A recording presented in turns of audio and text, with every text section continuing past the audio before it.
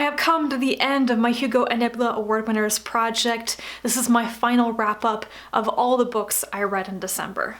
I confess that there is one book here that I haven't actually finished yet, and that is Cyteen by CJ Cherryh. I'm a little more than halfway through this, and I've already made up my mind for the most part on how I feel about this, so I'm gonna mention this one first.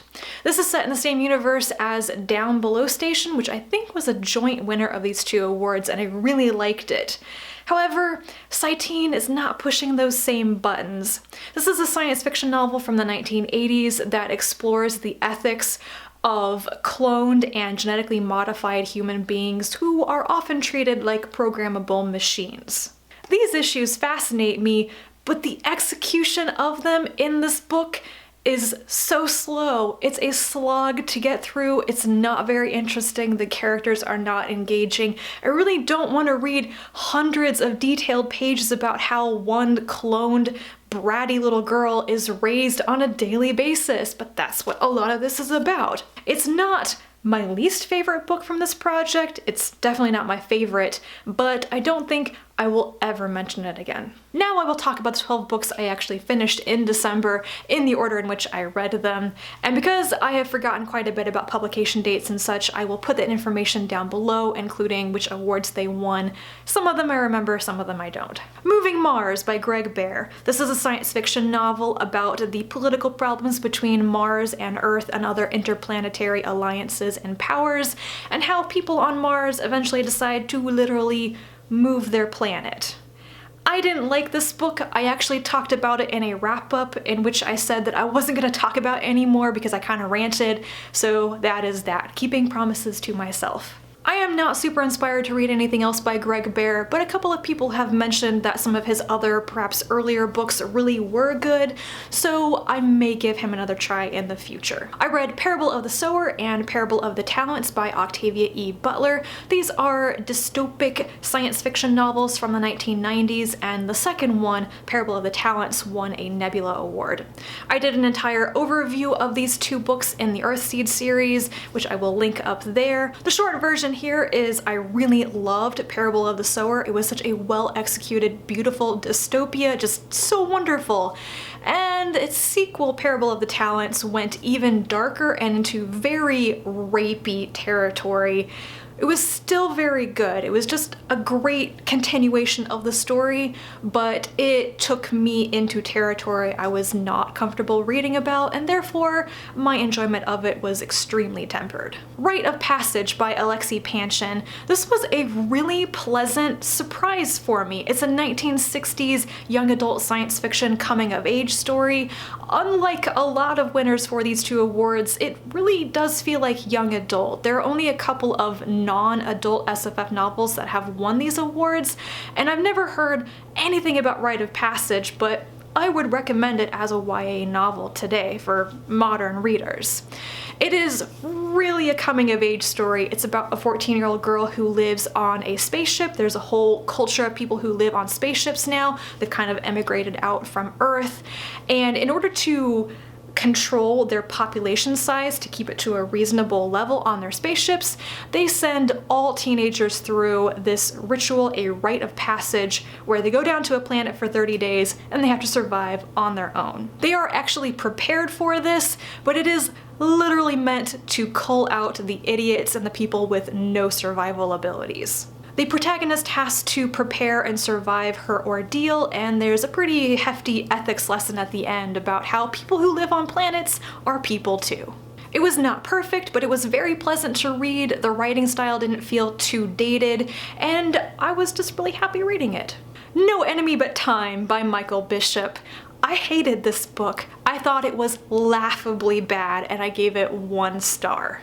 The worst offense that this book commits is having the purplest prose I have read in quite a while. It is terrible. It is deplorable. It's trying so hard to be literary with a little bit of a humorous twist, and it's just agonizing to read some of the descriptions in this book. The plot is a ridiculous, unscientific, is it a dream or is it time travel idea, and the main character is, to put it bluntly, gross. This man has been having very vivid dreams of the Pleistocene era for his entire life, which somehow qualifies him to go on a scientific time travel mission back to that era to make observations and gather data. While he is there, he blatantly disregards all safety protocols to make sure the mission is going well and they can retrieve him to go wander off with a band of proto-humans, and yes, he sleeps with the sexy proto-human lady and impregnates her.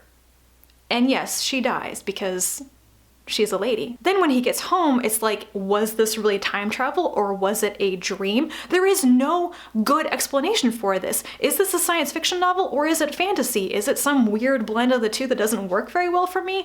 I don't know. I thought I was getting a decent science fiction novel and instead I got this drivel. Completely coincidentally, I reread the Graveyard book by Neil Gaiman, which I had forgotten won a Hugo Award. This book is about a small boy who survives his family's assassination by escaping to the local graveyard where the ghosts take him in, raise him, and give him the protection of the graveyard. I liked this so much more upon rereading it. The audiobook with Neil Gaiman's narration is just wonderful, but I also think that I appreciated the story more because I'm older and I just see it differently. A Case of Conscience by James Blish. This is a 1950s novel that may be one of the first to try to combine science fiction and religion. I can really see this as a precursor to famous science fiction novels like The Sparrow by Mary Doria Russell and A Canticle for Leibowitz by Walter M. Miller that are so well known for portraying religious faith in a science fiction setting. A Case of Conscience strongly reminded me of those two books, which is why I love the first half of it. In the first part, a Jesuit priest is on an alien planet called Lithia with 3 other scientists who are surveying the planet to make recommendations as to whether humans should involve themselves there or not, whether it should become an outpost or a way station, what they could gain from the Lithians and their natural resources. When he's there, he discovers some facts about the planet that makes him believe the planet and the people on it are literally a trap set by the devil. He does some things which are ultimately a heresy, and he is going to be excommunicated by the Catholic Church. All this was fascinating, but then we switch to part 2, which goes back to Earth and just fractures and splinters into other storylines and setup. There's this whole part about how the Earth is basically dug underground into bunkers because of nuclear war fears. A baby Lithian is brought to the planet, and when he grows up, he starts wreaking havoc socially. This is a strange book with such a clear delineation for me between a good part 1 and a bad part 2.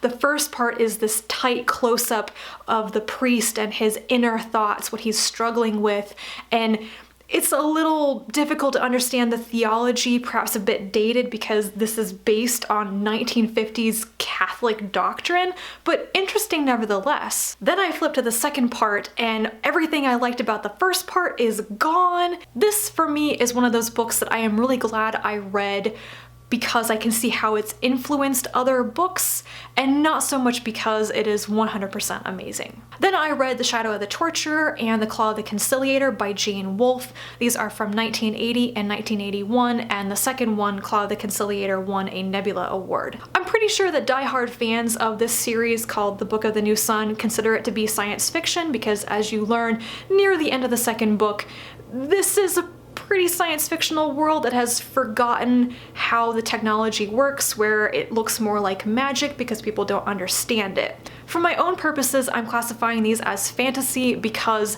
structurally, narratively, and with the character archetypes, it is so very traditional fantasy. I did not enjoy either of these books, and I'm very well aware that they are just 2 out of 4 that are really one book split into a quartet, so I don't know the actual ending of the story, but I am not going to read any more of them. It follows the journey or perhaps quest storyline of Severian, who is an apprentice torturer. He does the unforgivable act of showing mercy to one of the clients of the Torturers Guild who's gonna be tortured to death, and the guild is like, well, we would kick you out completely because this is a big no-no, but we think you have a lot of potential, so we're just gonna send you away on a really cool mission to Thrax or whatever it's called. So he sets off down the road. And these two books are the people he meets on the way, all the women that he sleeps with, because he falls in love with no less than 4 women and doesn't even have the decency for some of them to stop loving him or to die before he goes on to the next woman. This guy does not understand what love actually is. He has a whole passage where he's like, I do know the difference between lust and love, and I'm like, no, you really don't. I was immediately put off by the traditional cliche feel of the storyline and the use of torture, but it continued to die a long, slow death for me as I realized what an emotional void the main character is. These books are supposed to be very rewarding upon rereading because they are chock full of symbolism and foreshadowing. You're supposed to catch all the little hints and clues that you didn't see the first time, but that depends on you wanting to reread the books in the first place, and I didn't even want to finish them. I didn't want to really read them in the first place, but there you go. I read them. I won't be continuing with the other books. The Quantum Rose by Catherine Asaro. This is book 6 in the Scolian Empire series. The first half is a space romance with some squicky elements that I wasn't keen on. The second half is more what I'm into with science fictional empire politics and such. So in this one, I come down on the side of it was okay, and if there's something better that Catherine Asaro has written that's not so heavy on the romance, I will try reading that. The basic premise, I guess, is that this woman on a planet that's actually a lost colony is supposed to marry this one dude and like merge in this agreement her lands with his lands, but then this guy from space shows up, he sees her naked bathing in a river, really wants to have sex with her, sends her a whole bunch of money and jewels and stuff, be like, hey, this is my offer of marriage because I know that you're not going to sleep with me unless I marry you first. She cannot refuse his offer for various reasons, like she literally has no choice in this, so she marries the mysterious dude from space. There's a really big question of whether this is actually consensual or not, and then the guy that she actually was engaged to, like she was betrothed to him her entire life, he gets super pissy about this, ends up like abusing and raping her. Oh, and a lot of this is explained by the fact that the mysterious dude from space is actually a prince from the Scolian Empire, so hey, she marries into royalty. The second half really reminded me of the aspects of family and politics I loved from the Vorkosigan saga by Loisig Master Bujold, just not written so well. I'm being pretty glib about this book, but I actually did enjoy reading most of it, and I have to give it good marks for all the stuff in the first half that I thought this is kind of weird and icky is actually reasonably explained in the second part. The Moon and the Sun by Vonda N. McIntyre. I read another book by McIntyre for this project called Dreamsnake. It won both the Hugo and the Nebula, and I loved that. It was like a science fiction post-apocalyptic tale. Really, really good. And I didn't know what to expect going into The Moon and the Sun. It turns out to be a very solid historical fantasy novel. This is about a poor noblewoman named Marie Joseph living at the court of Louis XIV at Versailles. She had previously assisted her brother with his scientific experimentations. She's been waiting for him to return from his sea voyage, and when he comes back, he has captured a living female sea monster, kind of like a scary mermaid. Marie Joseph discovers she can understand what the sea monster is telling her and believes that she is a person, that the sea monsters are people, and they should not be hunted and killed by humans anymore. Most of this is a slow, beautiful look at the intrigues and the etiquette and all that stuff happening at Louis XIV's court. I had the benefit of watching the first season of Versailles before starting this, so I already knew the names and titles and interpersonal relationships between a lot of the historical characters, which meant that reading the story was not confusing at all. This felt like it was very well researched. I don't read a lot of historical fiction and I know very little about this period, but it seemed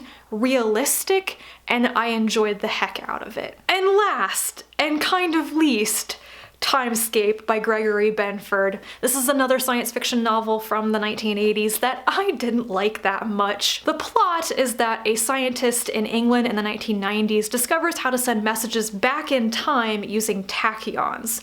Another group of scientists in California in the 1960s receives the messages, and they take their own sweet time in deciding whether it's actually from the future or maybe from spies or Soviets or something. The other 75% is these scientists' domestic lives. The stuff about scientists' lives, however, I think is kind of nice. It was boring the way it was done here, but it does serve to tell you that scientists are people, they have lives beyond their laboratories and their experiments and such, but did I mention it was boring? I am a little uncertain as to how this book won a major award, but I suspect that at the time in the 1980s, the bit about tachyons and the way the science is done was impressive.